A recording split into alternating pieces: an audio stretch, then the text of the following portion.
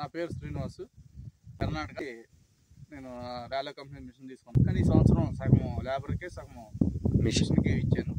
కానీ లేబర్ దానికన్నా మిషన్ వేసింది కొంచెం బాగా చేసి చేను బాగా వచ్చింది పిలకలు అయ్యి.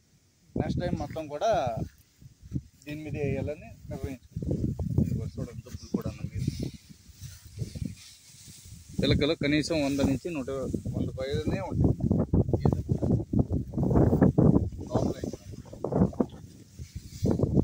మన లేబర్ దాని మీద కొంచెం దుప్పు శాతం బాగుంది తీసుకొచ్చని నాకు అనిపిస్తుంది. నెక్స్ట్ టైం మొత్తం సీన్ కూడా నేను మిషన్ త్వరలోనే నాటేసుకుంటారని నిర్ణయం. ఓకే, మీరు మిషన్ కి సగము చేత సగం ఎందుకు వేసారు అంటే మీకు మిషన్ ఎలాగ ఉంటుందో ఎలా లేదో క్వాంటిటీ రేపు పొలం ఎలాగ ఉంటుందో లేదో అని తెలియక ఒకేసారి మొత్తం చేను వేసి దెబ్బతినకుండా ఉండాలి అని చెప్పేసి ఎప్పుడేసి ఇలాగా సగం చేను ఏమో మిషన్ తోటి వేసేసి.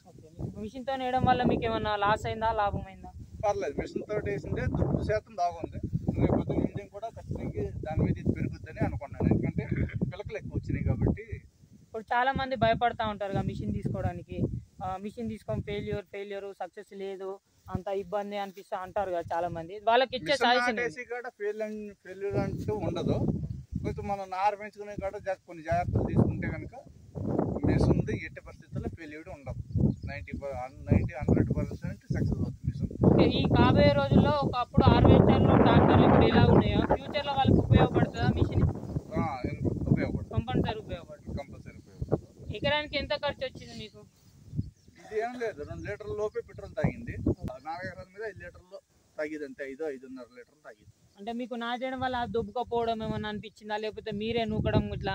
అట్లాగేం లేదు, నూకడం అదే లేదు, మీరు ఆపరేటింగ్ చేసుకుంటే ఆపరేటింగ్ చేసుకుంటారు. తీసుకోవచ్చు రైతులు అయితే తీసుకోవచ్చు, బంగారులో తీసుకోవచ్చు. మిషన్